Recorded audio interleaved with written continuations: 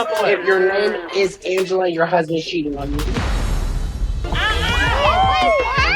Oh, no, whoa. We're not doing that. It's Justin Diego back with another binge-worthy video, and today, y'all, we have to talk about this absolutely insane moment that happened on one of the latest episodes of the Real Housewives of Atlanta that really taught me a valuable lesson. And that lesson was that just because you show up to what you think is just a normal little cute event that might not even make it on the show, that doesn't mean anything, because at any given time, everything can change. And that's exactly what happened when this crazy boy started the craziest rumor about Angela Oakley that left everybody at Williams-Sonoma absolutely shook. Except Charles Oakley, apparently.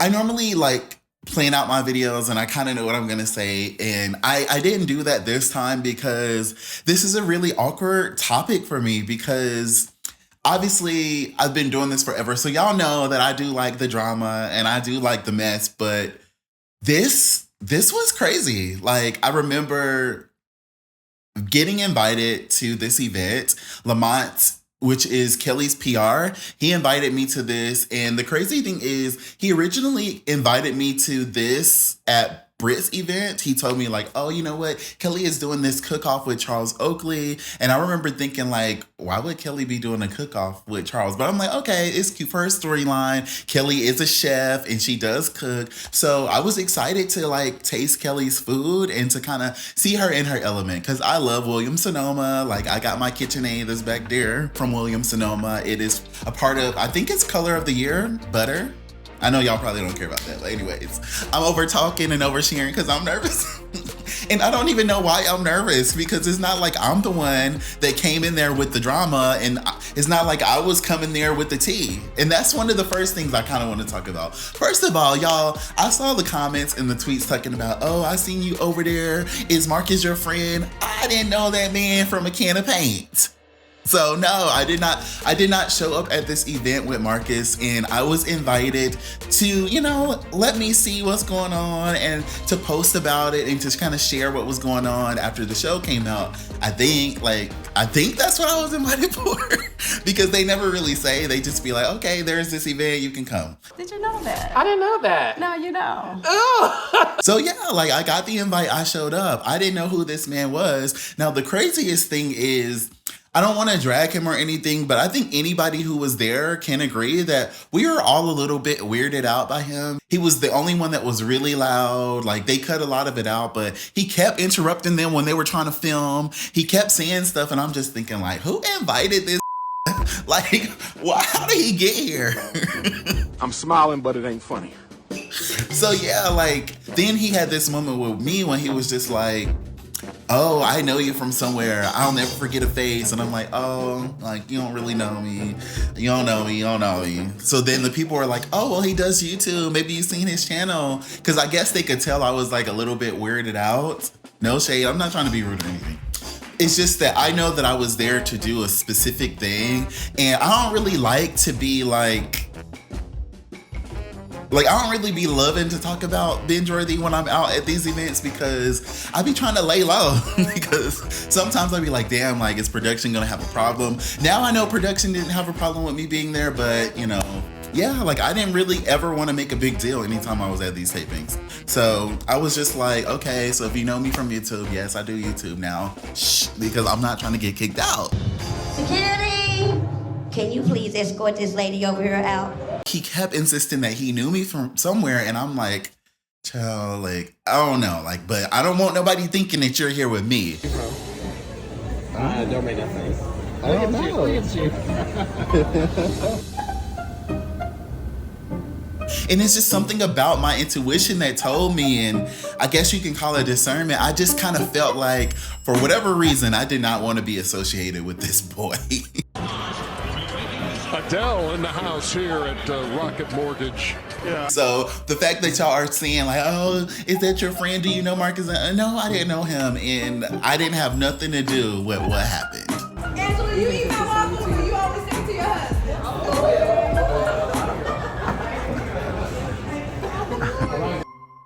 Okay, so here's what happened. So Kelly got there and she started the cook-off with Charles. Bring you some friendly competition. Competition? So we are gonna have a little cook-off today, right? So we're gonna compete with our waffles. Okay? Really? Yes! Come on now, it's no competition. She's a little friendly. Oh my God! You still waffle man. Okay. So we gonna compete with our banana topping. She was being a little bit funny and whatever. And I was like, okay, look at our little Kelly over there, like in her element, finally cooking on the show and everything. And she had this moment where she was just like going back and forth with Angela a little bit. And I thought it was cute. I'm sorry, I got lost in the play. It was an experience. Today's theme was heaven, so I'm glad it made you feel like Everybody was like really happy to be there. I know that they had some drinks and we were really excited to taste these waffles, but Kelly also had a beautiful display with her grids, her cookbook, and we definitely were there supporting. Like, they didn't show it on the show, but we definitely sold her out of, what did Kelly sell out of? She definitely sold out of the book, and I know I got grits. I got the 24 karat gold syrup because I knew that I was gonna be trying to make those waffles at the house, and I got the waffle mix, of course. I've incorporated some vodka as well. Yes. But it's a great mix. It's absolutely delightful. You can take it with you anywhere, okay? And that is my special debut that I'm doing today, so I'm gonna make sure that everybody gets to try it. But nothing prepared me for how good Kelly's waffle was. And I know y'all be thinking I'm a fake ass bitch nowadays just because I be trying to like build a relationship with the housewives. But when I tell you, I don't even love waffles like that. Like, I love Waffle House, but I don't really love waffles like that. But I still cannot forget how good Kelly's waffle was. Oh my God. Thank you, Kelly. It's a 24 karat. Yes, please.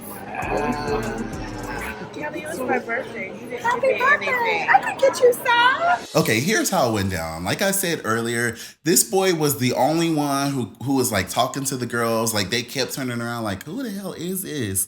And I didn't even peep that he walked up to Angela. I don't know what I was doing, but when they showed that portion of it where he walked up to Angela talking about he needed to talk to her about her husband, I was just like, wow, you really can't make this shit up. He's come to my restaurant before. I would like listening to all. Just so I can tell you something that you might not know. And I just be feeling like gays like this really be giving us such a bad name. I don't know why Kelly would ever come over there and try to do a toast after that, but I will say that he insisted on Kelly giving us a shot. Wait, was it him? Somebody there was insisting on Kelly giving us some of her liquor. I don't want to lie on this man if it wasn't him, but I do think that it was Marcus, the one who was trying to get her to give us the shot. And I remember thinking like, damn, y'all ain't never been nowhere? Like, yes, we see them taking shots because they had just gotten back from Grenada. So Kelly was giving them some of her personal like rum that she had gotten from Grenada. And yeah, so Kelly was like, y'all can't get my good but I got something for y'all. So they brought out those shots and, you know, we were all excited. Kelly made sure we all got our own shot after she had already given us, you know, the cute waffles and everything. And I remember thinking to myself, like, this is so nice of her. Like, I know that this is a real event, but at the same time, when I go to these things, I have respect for the fact that they're filming a show. So I don't really be having high expectations, even though some of y'all be acting like if you don't get a 3-course meal, like you gonna fall apart. But that's not how I approach these events. But still I rise. So yeah, Kelly made sure we all had a shot and she was just like, what are we gonna toast to? What are we gonna toast to? And we're looking around and I'm like, I don't know if everybody want me to lead the toast. But before I knew it, Marcus was like, oh, I wanna lead the toast. I wanna lead the toast. I know what we're gonna toast to. And I remember thinking like, okay, like he's already drunk, so why not? God forbid a diva want to have a good time, you know, right? So I was just like, okay, yeah, whatever. So we're sitting there up there ready for, you know, what we thought would be something cute, something that expressed our gratitude, because we were really, really grateful that Kelly was like including us and like giving us a shot. And then this boy had the nerve to say that. I'm gonna take a shot with them real quick and then I'm gonna come back. Where we cheers it to? I got a cheers for it. Cheers if your name is Angela, your husband's cheating on you. What I'm supposed to do with that information? Like, my friend was there, her name is Erica, and her reaction was so funny on camera. I didn't even realize that she had reacted like that, because when I tell y'all, we were all so pissed off at him. Like, I guess there was a delay in our reaction, because all I can remember is all of us being so annoyed, and we were just like basically condemning the behavior. And we wanted to know, we wanted the girls to know that we didn't have nothing to do with that. We didn't know this man, and we were so glad when they kicked his ass out. Because in my mind, that could be a good thing or a bad thing. I'm not sure. What the hell was that about? It's over my head. Later, I realized that he had somebody else there who was low-key a part of the mess with him. And I remember thinking that that was weird that that guy stayed when his friend got kicked out. Because my thing is, if my friend got kicked out, for instance, like I was supposed to invite my best friend Aaron to this event, and if Aaron had did something that pissed Kelly off and he got kicked out, I'm sorry y'all, but I would have had to go out too. Like, I would not have been left standing behind, you know, acting like I was not with my friend. Like, that was crazy to me. And I remember we were all kind of looking at each other like, should we let them know that he's with them also? But eventually he ended up leaving too, and it was actually really intense. Like, I don't know how Charles Oakley didn't hear it, but when I think about it, I don't ever remember hearing anything from Charles about it. I guess at the time, I thought Charles was just rising above the drama, you know? What can he say? I fall above, I rise above. Is it I rise above all the drama? I don't know. But y'all know what I'm saying. I really could care less. It's really crazy how this storyline has developed, and I also got invited to the finale, y'all, and I'm telling you, the finale, I remember thinking like, damn, it's crazy that it's all coming to an end. I had been to quite a few events, some of them that didn't make it on the show, and I remember thinking like, okay, this is cute and everything, a cute little awards gala, whatever the fuck this was. How dare you! You know, for Charles Oakley Foundation. So I was like, okay, Angela got the finale. That's crazy that they would give Angela Oakley the finale, because up to this point, I hadn't really seen Angela really activated like that. So I just thought it was weird. And I remember thinking like, damn, every time there's a finale, there is something super explosive. So I was like on high alert trying to peep what the hell could pop off at any given time. But everybody seemed to be on their best behavior. Like, I don't want to spoil it, but they did the memorial a message for Londi, so you can kind of put two and two together about that. And then after that, I remember thinking like, okay, well, where's my finale, baby? Like, where is the finale? Because it ain't really, the math ain't mathin', and I didn't feel like what I had seen up to that point was binge worthy yet.